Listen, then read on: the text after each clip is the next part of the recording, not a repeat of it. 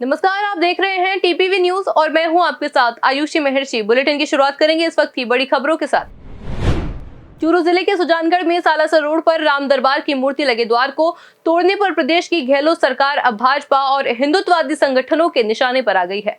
दरअसल सड़क के निर्माण कार्य के लिए प्रशासन ने द्वार गिरा दिया था। इसके विरोध में किशनगढ़ में हिंदुत्ववादी संगठनों ने जमकर विरोध प्रदर्शन किया। प्रदर्शन में मुख्यमंत्री अशोक गहलोत की शव यात्रा निकाली गई। साथ ही में मुख्यमंत्री का पुतला फूंककर जमकर नारेबाजी भी की गई।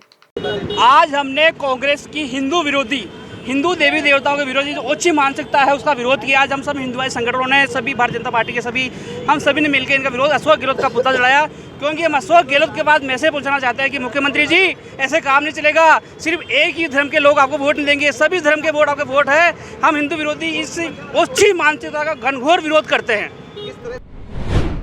ब्यावर में पुरानी रंजिश के चलते एक युवक को रास्ते में रोककर हमला किया गया। वहीं हमला करने के बाद आरोपी मौके से फरार हो गए। जब घटना की सूचना मिलने पर चांग सरपंच मौके पर पहुंचे और परिजनों को घटना की सूचना दी, जिसके बाद को उपचार के लिए राजकीय अमृतकोर अस्पताल में उसे भर्ती कराया गया। भरतपुर के कामा में मस्जिद में लाइट लगा रहे युवक तार की चपेट में आ गया। बता दें कि युवक की मौके पर ही मौत हो गई। वहीं जानकारी मिलने के बाद पुलिस मौके पर पहुंची और मामले की जांच में जुट गई। मांडल के गुड्डा नगर में शराब पार्टी के दौरान दो मजदूर गुट आपस में भिड़ गए। घटना में एक की मौत हो गई, वहीं 8 मजदूर घायल हो गए। पुलिस ने मामले में 6 लोगों को गिरफ्तार कर कार्रवाई शुरू कर दी। साथ ही घायल लोगों को अस्पताल में भी भर्ती कराया गया। जानकारी के अनुसार शराब पार्टी के दौरान शराब के नशे में धुत मजदूरों में झगड़ा हो गया, जिसमें एक मजदूर पर चाकू से हमला कर दिया गया, जिससे उसकी मौके पर ही मौत हो गई।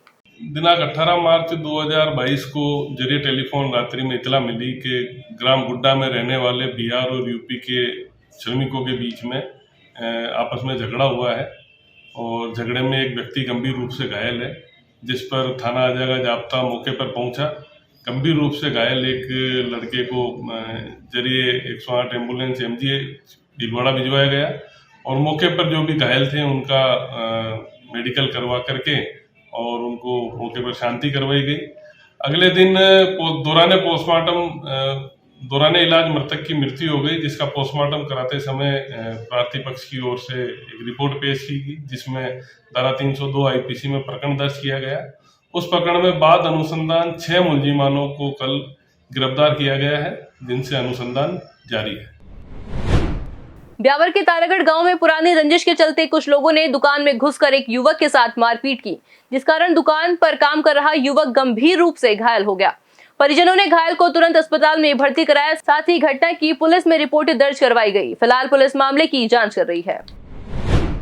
खबर हनुमानगढ़ से है, जहां इंदिरा गांधी नहर के रिलाइनिंग कार्य करवाने को लेकर 21 मार्च से 19 मई तक नहर बंद की जाएगी। नहरबंदी को लेकर पंजाब सरकार ने नोटिफिकेशन जारी किया है। आपको बता दें कि नहरबंदी के कारण 21 मार्च से बंदी शुरू होने पर हालांकि 19 अप्रैल तक इंदिरा गांधी नहर में पेयजल के लिए 2000 क्यूसेक पानी चलाया जाएगा। इसके बाद 20 अप्रैल से 19 मई तक पूर्ण बंदी रहेगी। इसकी अवधि में रिलाइनिंग कार्य पूर्ण किया जाएगा। टोंक के देवली क्षेत्र में उपखंड अधिकारी और राजस्व कर्मचारी की नई पहल ने उजाड़ जमीन को फूलों की बगिया में बदल दिया। जानकारी के अनुसार राजस्व कर्मचारियों ने 6 महीने के प्रयास के चलते ये जमीन तरह तरह के फूलों से गुलजार हो चुकी है। एक समय था जब उपखंड कार्यालय से सटी ये खाली जमीन वर्षों तक कूड़ा करकट और मिट्टी के ढेर से अटकी पड़ी थी। उपखंड अधिकारी कार्यालय के पास काफी बड़ी जमीन खाली पड़ी हुई थी और चूंकि इसकी कोई सार संभाल नहीं हो रही थी, तो यहाँ पर गाय, सुअर, कुत्ते इस तरह के जानवर विचरते थे और सारा कचरा जो है आस पड़ोस के लोग भी इसी ज़मीन में कचरा डालते थे। एक दिन घूमने के दौरान ही ये विचार आया क्यों ना इस ज़मीन को विकसित किया जाए, क्योंकि पूरे कैंपस में कहीं पर भी कोई गार्डन नहीं है।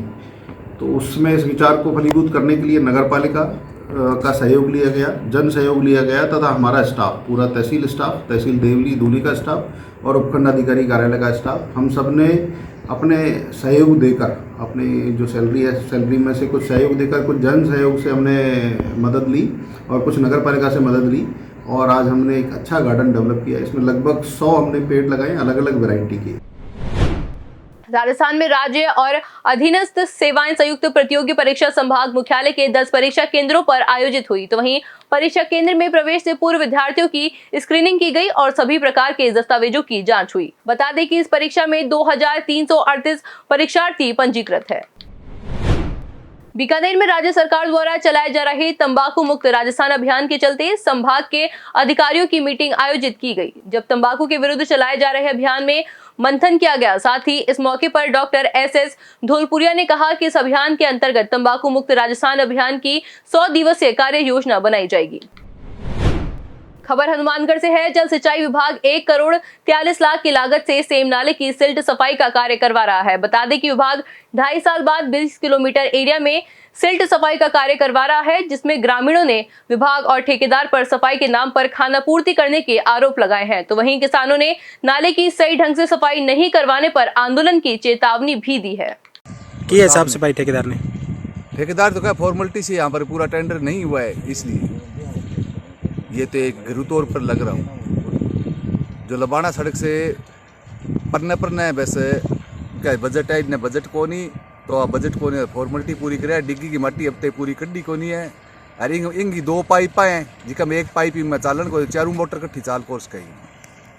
हाँ जी काल ये तो के आते मशीन लगी तो मैं क्यों हिसाब यहाँ कहे यहाँ दर्शी कर दे एक बोकट अंदर से काट दे अंदर मुझे एक बोकट में के सींग है माँ सारी पड़ी है इन ढवा पड़ा है यहाँ करे जंदे भाई आपको क्या मालूम है बोलने का, आपको क्या पता है जना मैं कि तो साहब बोल तो दूंगा मैं कोई गाड़ तो काटी को नहीं है माँ मैं आई बात कहना रही एक बोकट में के हुए हमारे आके जना के लोग गड़ पड़ी हो मेरे तो फिर मैं भैया ने इन्हें बिना बुला के फोन करके बुलाए मैं क्या भैया बात इतने तो गए उठे बात लगे रही मशीन। तो चलिए फिलहाल बुलेटिन में सिर्फ इतना ही। इसी तरह के लेटेस्ट अपडेट के लिए देखते रहिए टीपीवी न्यूज़। नमस्कार।